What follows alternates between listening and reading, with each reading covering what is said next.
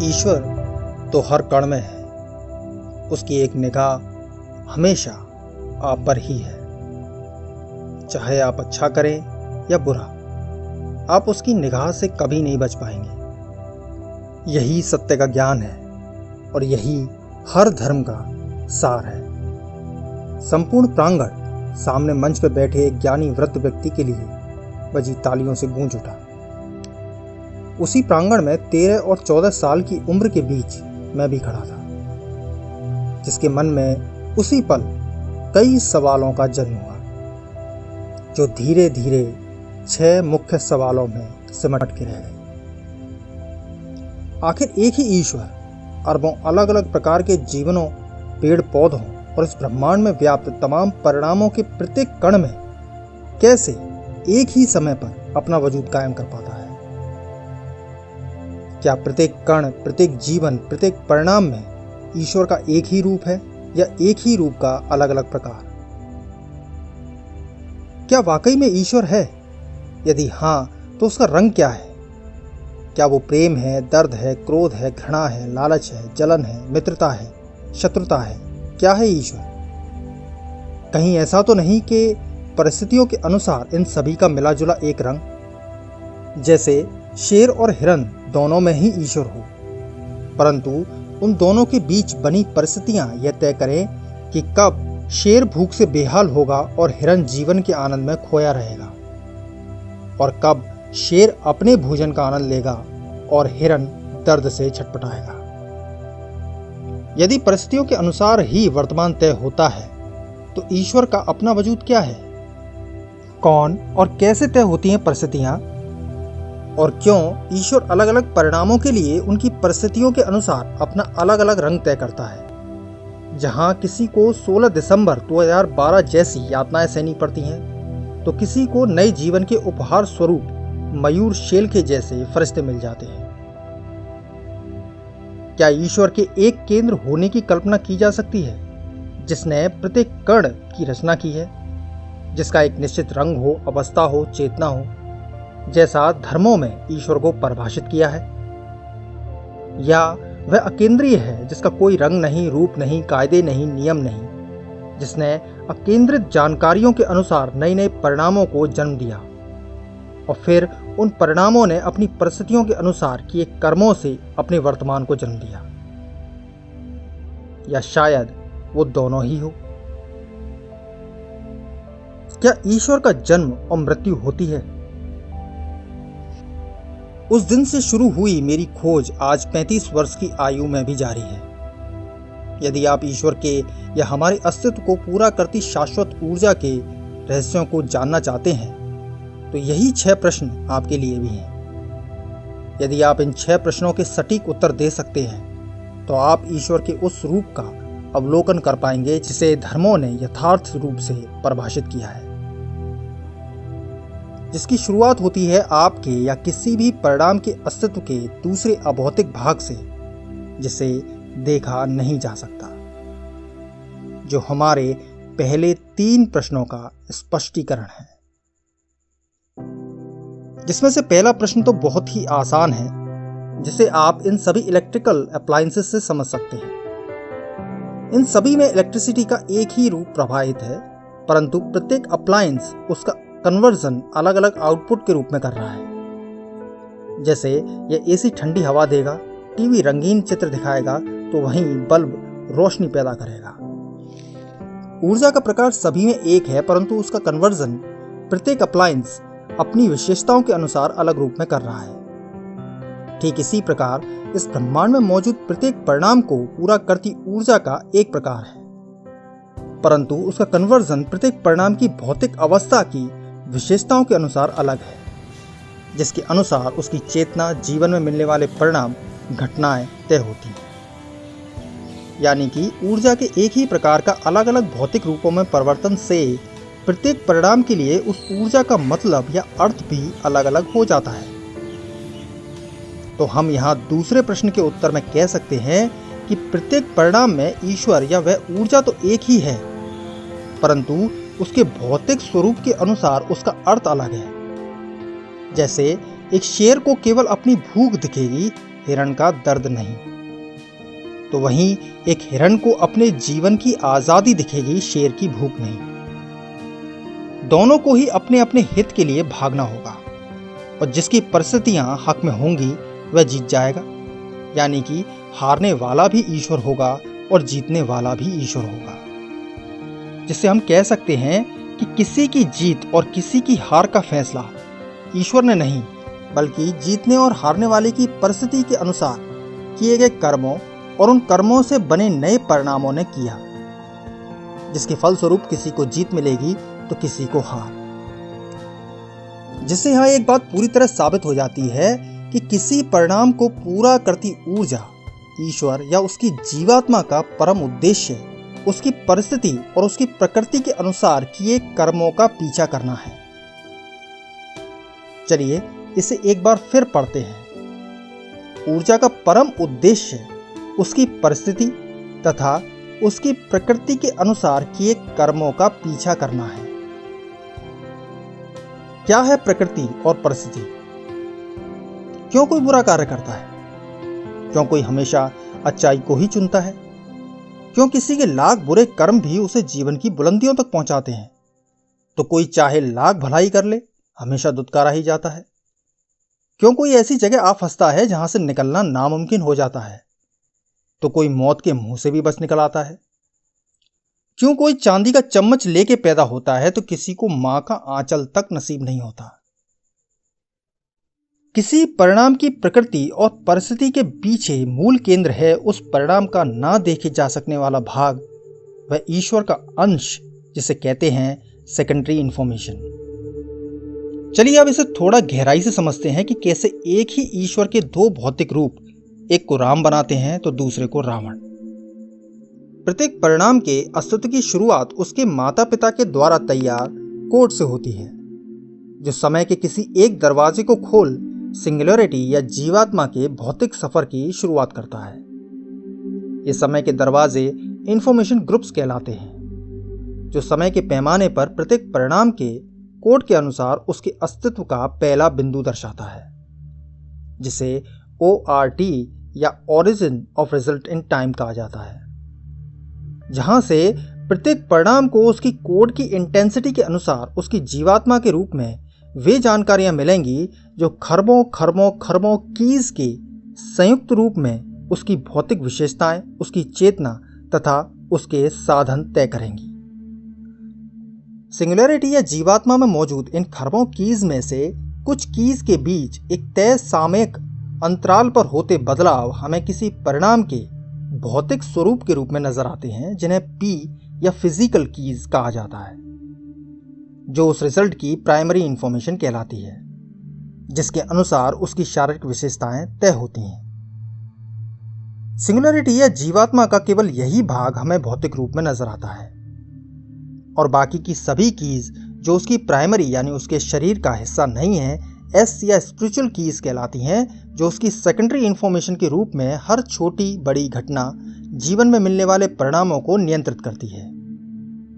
यानी कि आपकी या मेरी पहली धड़कन से लेकर अंतिम धड़कन के बीच हम क्या होंगे, क्या करेंगे, कौन सी घटनाएं हमें प्रभावित करेंगी, हम क्या चुनेंगे, क्या छोड़ेंगे, सब कुछ यहीं से नियंत्रित होगा। तो क्या इसका मतलब हम ये निकालें कि हमारे जन्म के समय ही हमारी नियति या डेस्टिनी तय हो जाती है? यह सवाल एक 12 साल की छोटी सी बच्ची ने तब पूछा था जब 8 साल पहले मैंने सेकेंडरी इंफॉर्मेशन को समझना शुरू ही किया था। सवाल बड़ा ही दिलचस्प और विवादास्पद भी लगा कि क्या यह पहले से तय होता है कि कौन एक चोर बनेगा और कौन एक सभ्य व्यक्ति, कौन यातनाएं सहेगा और कौन ऐशो आराम भरी जिंदगी? इसका जवाब हाँ भी है और ना भी। हाँ इसलिए क्योंकि प्रत्येक परिणाम को जन्म के समय उसकी जीवात्मा के रूप में प्राप्त होने वाली प्रत्येक इंफॉर्मेशन एक खास अर्थ लिए होती है, जिसे कॉज कहते हैं। किसी इंफॉर्मेशन का कॉज दर्शाता है कि वे किस प्रकार की भौतिक जानकारियों को पहचान कर उनसे बनने वाले परिणामों या घटनाओं को जन्म देगी। फॉर एग्जाम्पल, इस शब्द को पढ़िए और कल्पना कीजिए यह एक इंफॉर्मेशन है, इसका एक अर्थ है। जो उसके कॉज के रूप में दर्शाता है कि उसे अपने इस अर्थ के अनुसार भौतिक संसार की अन्य जानकारियों का प्रयोग कर किसी न किसी परिणाम या घटना को जन्म देना है। जैसे यह सेंटेंस है, किसी इंफॉर्मेशन का कॉज क्या होगा यह उस इंफॉर्मेशन को पूरा करती कीज से निकलती वैल्यू पर निर्भर करेगा।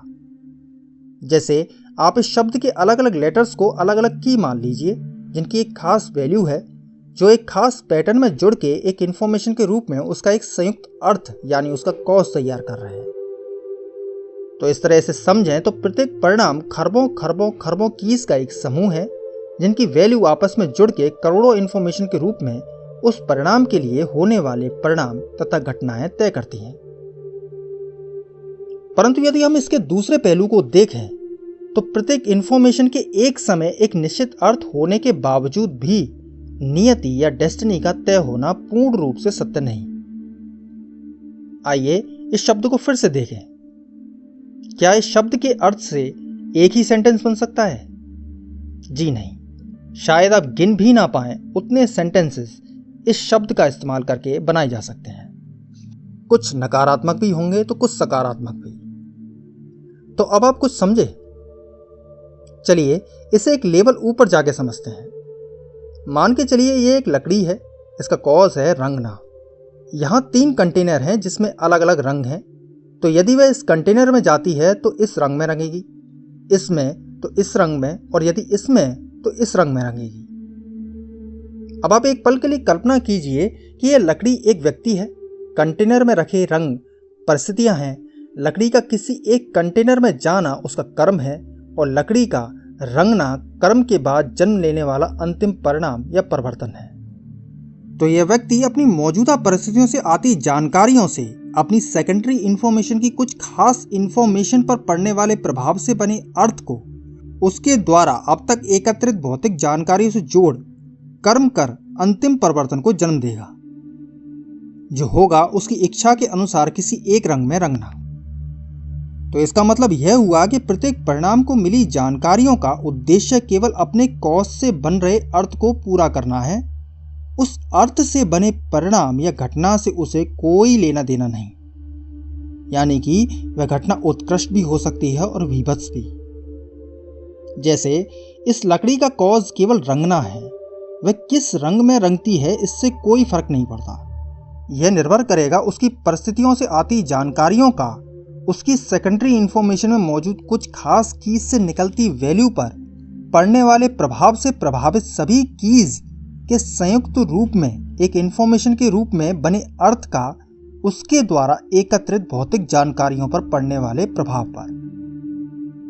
इन तीनों के मिश्रण से जो भी अंतिम अर्थ निकलेगा वही उसका कर्म होगा, जो उस समय किसी परिणाम की प्रकृति को दर्शाएगा, और इसी प्रकृति के अनुसार आगे का परिवर्तन होगा।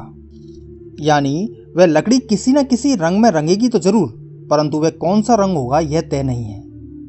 ठीक इसी प्रकार प्रत्येक परिणाम को मिली जानकारियों के संयुक्त रूप से निकलने वाला संयुक्त अर्थ यानी उसका कॉज, जिसे आप परम उद्देश्य भी कह सकते हैं, तो तय है, परंतु यह कॉज किस परिणाम के रूप में पूरा होगा यह तय नहीं। यह तय होगा उसकी प्रत्येक इंफॉर्मेशन से निकलते अर्थ पर मौजूदा परिस्थितियों का पड़ने वाले प्रभाव से बनी उसकी प्रकृति से किए गए कर्म से बनने वाले अंतिम परिणाम पर। इससे कोई फर्क नहीं पड़ता कि वे परिणाम नकारात्मक होंगे या सकारात्मक। फर्क पड़ता है पैदा हुए परिणाम या घटना के प्रभाव से, जो एक नई परिस्थिति को जन्म देते हैं। फिर इस परिस्थिति से एक नया अर्थ जन्म लेता है, जो एक नए कर्म से नई घटना या किसी नए परिणाम को जन्म देते हैं। और इस तरह एक परिणाम, उसका प्रभाव, प्रभाव से जन्मा नया अर्थ, अर्थ से किया कर्म और कर्म से जन्मे नए परिणाम का चक्र प्रत्येक परिणाम के जीवन में लगातार जारी रहता है, जिसमें से हमारे हिस्से में बस हमारे कर्म हैं, बाकी सब कुछ हमारे अभौतिक भाग से नियंत्रित रहता है, और हमारे कर्म बस उस अर्थ की अनुपालना करते हैं जो हमारी सेकेंडरी इंफॉर्मेशन पर आपकी भौतिक परिस्थितियों का पड़ने वाला प्रभाव है, जो हमें कई चाहे अनचाहे परिणामों घटनाओं का हिस्सा बनाते हैं। जैसे कोई हर रोज एक ही रास्ते से ऑफिस जाता है, परंतु एक दिन अचानक उसी रास्ते पर उसका पर्स चोरी हो जाए जिसमें उस महीने की सैलरी थी। उसने कर्म किया, परंतु क्या अपना पर्स चोरी करवाने के लिए? जवाब होगा नहीं। लेकिन फिर भी उसी के कर्म ने उसे अनचाही घटना का हिस्सा बनाया जिसके बारे में उसने सोचा ही नहीं। तो इसे क्या कहेंगे आप? हम लाख अच्छे कर्म कर लें, लाख जानकारियों की सटीकता से भविष्य का आकलन कर लें, लेकिन फिर भी होने वाली घटना या परिणाम पर हमारा कोई नियंत्रण नहीं। वो आपके अनुसार हो भी सकती है, नहीं भी हो सकती, या आपके अनुसार होकर भी किसी अन्य दूसरे बुरे परिणाम के रूप में आपको प्रभावित कर दे, या आपके अनुसार ना होकर अन्य किसी दूसरे अच्छे परिणाम के रूप में आपको प्रभावित कर दे। कहने का मतलब है कि एक ही भविष्य की कई लाखों संभावनाएं एक समय पर मौजूद रहती हैं। जैसे मान के चलिए ये सभी लेटर्स इन दो व्यक्तियों की सेकेंडरी इंफॉर्मेशन को पूरा करती कीज हैं। तो वर्तमान कुछ इस प्रकार है। इन दोनों ही व्यक्तियों को एक सुनसान सड़क पर जाते हुए सोने से भरा एक बैग मिलता है। इस व्यक्ति की वर्तमानिक परिस्थितियों के अनुसार उसकी सेकेंडरी इंफॉर्मेशन में मौजूद कीज संयुक्त रूप से एक इंफॉर्मेशन और फिर ये सभी इंफॉर्मेशन एक साथ एक अर्थ को तैयार कर उसके कर्म को तय करती हैं। तो दूसरी तरफ इस व्यक्ति के लिए इस अर्थ को तय करती हैं। पर ऐसा क्यों?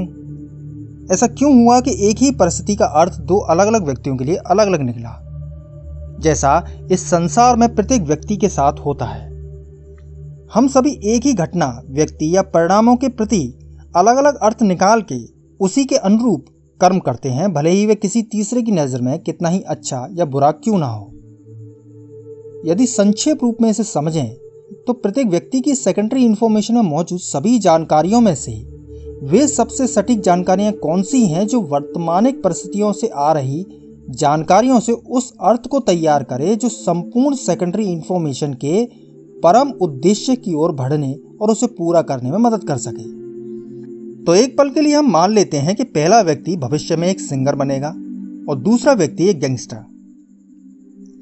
तो अब इसी भविष्य के अनुरूप जो भी इंफॉर्मेशन दोनों की परिस्थितियों के सबसे करीब होंगी, उन्हीं इंफॉर्मेशन को पूरा करती कीज से निकलती वैल्यू अपने संयुक्त रूप में एक अर्थ तैयार करती है और फलस्वरूप यह अर्थ इनके द्वारा अब तक एकत्रित भौतिक जानकारियों से जुड़कर दोनों का कर्म तय करता है। यह तो रही एक बात। दूसरी बात यह कि यह अर्थ कितना सटीक होगा, यानी कि इस अर्थ के अनुसार किए कर्म से जन्म लेने वाला परिणाम कितना हक में होगा। जैसे मान लीजिए ये बैग लोकल पुलिस की ओर से इलाके में किसी अनजान चोर को पकड़ने के लिए एक ट्रैप है, तो यदि यह पहला व्यक्ति इसे उठाता है तो पुलिस उसे चोर समझेगी, जिसे नकारने में हो सकता है इस व्यक्ति को महीनों लग जाए। यानी कि उसके द्वारा अच्छा और भला कार्य करने के बावजूद भी आने वाला परिणाम उसके हक में नहीं गया। तो इस व्यक्ति के लिए इन इंफॉर्मेशन से पैदा हुई वैल्यू लो इंटेंसिव वैल्यू कहलाएगी, जो किसी परिस्थिति के प्रति किए गए कर्मों से जन्म लेने वाले नए परिणामों की गणना करने में असक्षम होगी। और पुलिस के लिए यह वैल्यू हाई इंटेंसिव वैल्यू कहलाएगी, भले ही उसने किसी गलत आदमी को क्यों ना पकड़ा हो।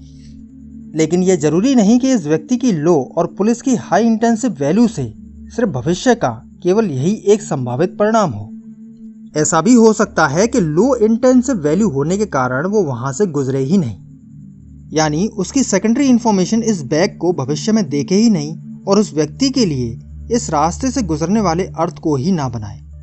या हो सकता है पुलिस की हाई इंटेंसिव वैल्यू के कारण वह उसे चोर ना समझे और उसे जाने दे। तो दूसरी तरफ क्या होता यदि इस व्यक्ति की वैल्यू हाई इंटेंसिव होती, यानी उसकी सेकेंडरी इंफॉर्मेशन को पूर्ण जानकारी होती कि आने वाली घटना क्या होगी, लेकिन उसने जानबूझ के इस व्यक्ति को एक झूठे केस से प्रभावित किया जिससे वह इस घटना से जन्म लेने वाले नए परिणामों का उपयोग अपने अंतिम परिणाम तक पहुंचने में कर सके।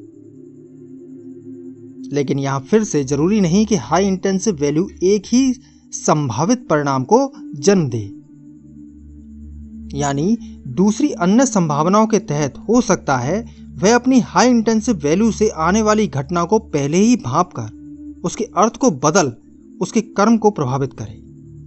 जैसे वह इस बैग को छुए बिना ही पुलिस को कॉल करे या वहां से बिना कुछ करे बस भाग जाए। या वहां से गुजरे ही ना। यही सिद्धांत इस चोर पर भी लागू होगा जो इस बैग को ले जाना चाहता है। हाई इंटेंसिव वैल्यू उसे पकड़वा सकती है, भगा सकती है, उसका रास्ता बदल सकती है। तो दूसरी तरफ लो इंटेंसिव वैल्यू उसे पकड़वा सकती है, भगा सकती है, उसे उस घटना का हिस्सा बना भी सकती है और नहीं भी। तो चाहे वैल्यू हाई इंटेंसिव हो या लो इंटेंसिव, उससे जन्म लेने वाली घटनाएं और परिणामों की कई संभावनाएं मौजूद रहती हैं। परंतु अंत में कौन सी घटना या परिणाम जन्म लेगा यह निर्भर करेगा कि अंतिम पल तक कौन सी सबसे हाई इंटेंसिव वैल्यू मौजूदा परिस्थितियों से आती जानकारियों के ज्यादा से ज्यादा करीब पहुंचकर उसे अपने हित यानी अपने अर्थ के हित में परिवर्तित कर पाती है। और यही परिवर्तन वर्तमान बनता है। इससे कोई फर्क नहीं पड़ता कि यह परिवर्तन सकारात्मक होगा या नकारात्मक। फर्क सिर्फ किसी एक हाई इंटेंसिव वैल्यू से निकलते अर्थ के अनुसार नए परिणामों या बदलावों को जन्म देना है। यानी जीत उसकी होगी जो एक समय पर सबसे ज्यादा शक्तिशाली है। कभी शेर जीतेगा तो कभी हिरण। मुझे ईश्वर से संबंधित कई सवाल पूछे जाते हैं, जिनमें से कॉमन है नकारात्मक परिणामों का जन्म क्यों होता है। जैसे 16 दिसंबर 2012 जैसी घटना क्यों हुई, उसे ईश्वर ने क्यों नहीं बचाया, या यदि ईश्वर है तो इतने भूखे क्यों मरते हैं इत्यादि। यदि आपने अब तक इस थ्योरी को अच्छी तरह समझा है तो आप इतना तो जान ही गए होंगे कि प्रत्येक घटना, प्रत्येक परिणाम या प्रत्येक व्यक्ति को हम हमारे अनुसार देखते हैं, या यूं कह लीजिए अपने इमोशंस के आधार पर जज करते हैं। जैसे एक उदाहरण के तौर पर उसी व्यक्ति के पास चलते हैं जिसका पर्स चोरी हुआ। आखिर ईश्वर ने उसके साथ ऐसा क्यों किया? क्यों उसकी मेहनत की कमाई की रक्षा नहीं की?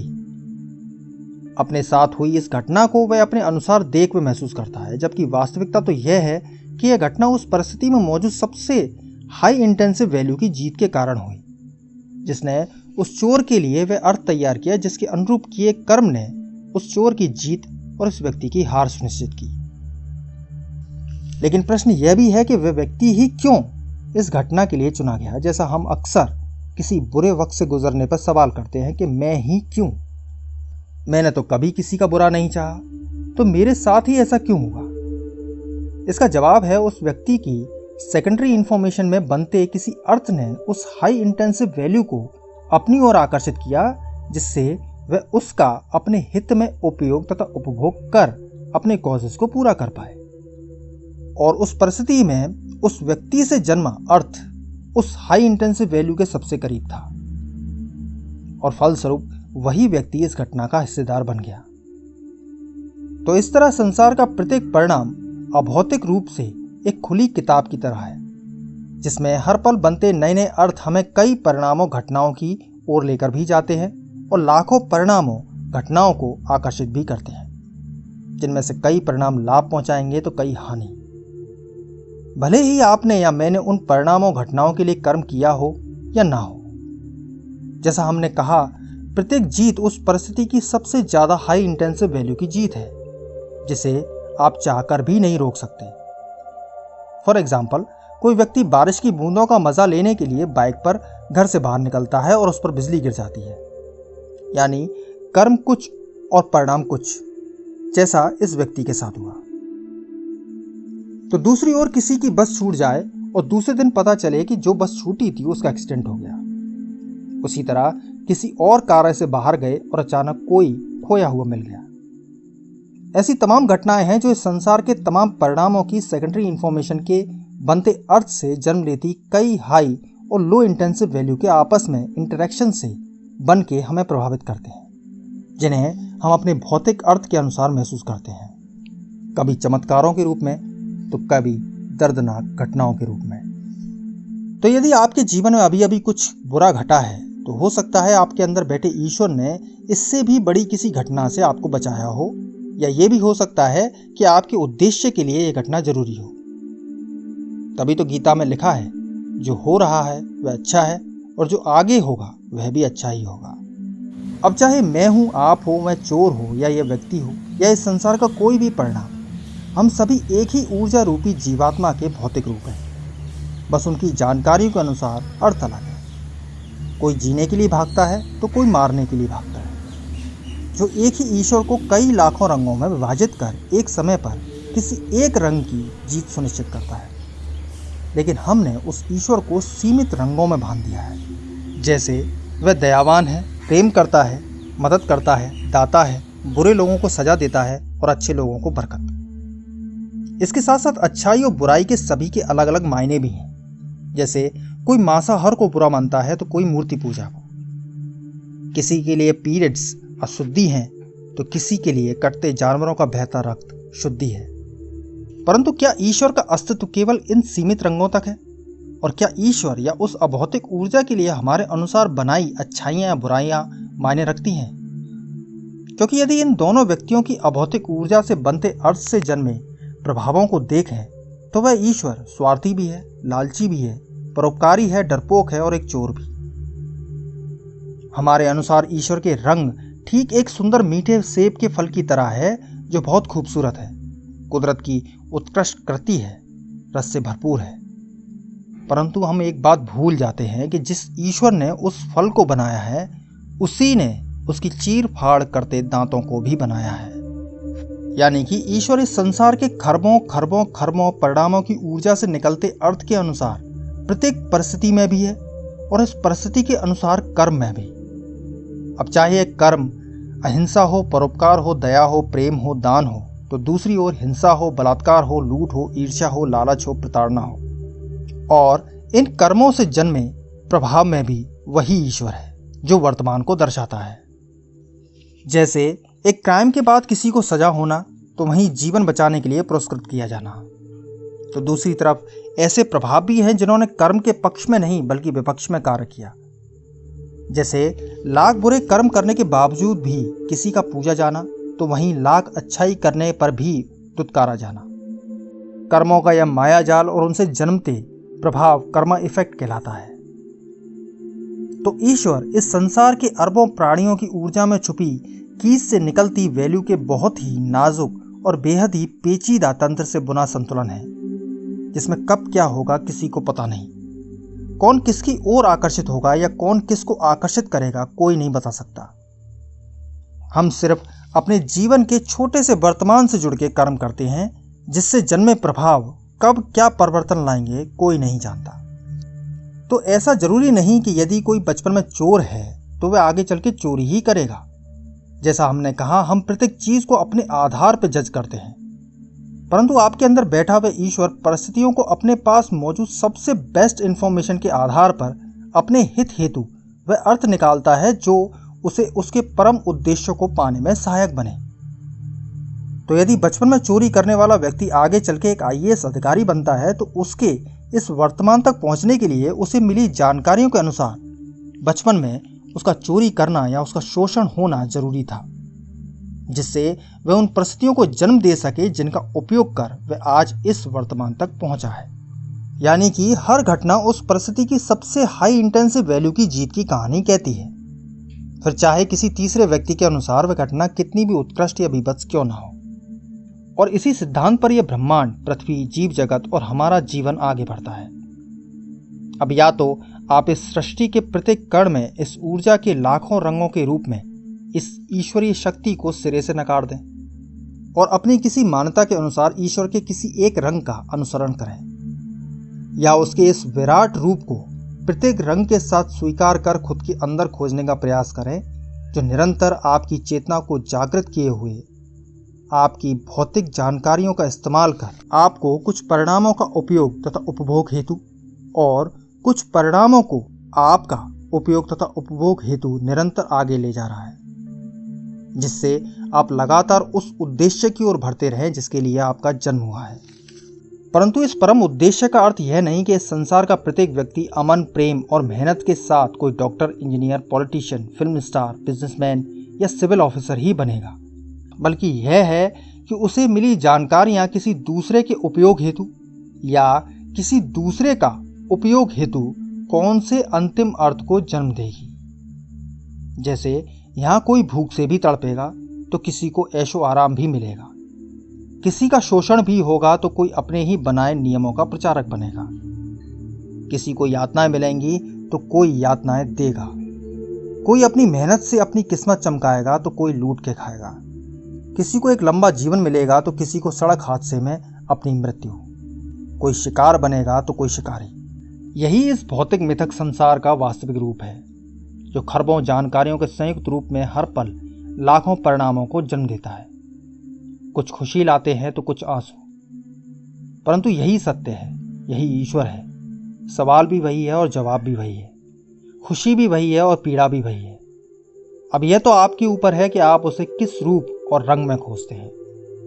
हजारों नियमों और सीमित रंग लिए एक बेहद ही खूबसूरत आकृति में, या बिना किसी नियम के लाखों रंगों से बुनी एक आज़ाद कल्पना में जिसका कोई अंत नहीं, क्योंकि वह तो सुबह बाथरूम की गंदगी में भी आपके साथ है और स्नान किए हुए पवित्र शरीर में भी वही है। क्योंकि ईश्वर तो हर कण में है, तो हर कण में है। उसकी एक निगाह हमेशा आप पर ही है, आप पर ही है। चाहे आप अच्छा करें या बुरा, आप उसकी निगाह से कभी नहीं बच पाएंगे। यही सत्य का ज्ञान है, और यही हर धर्म का हर सार है।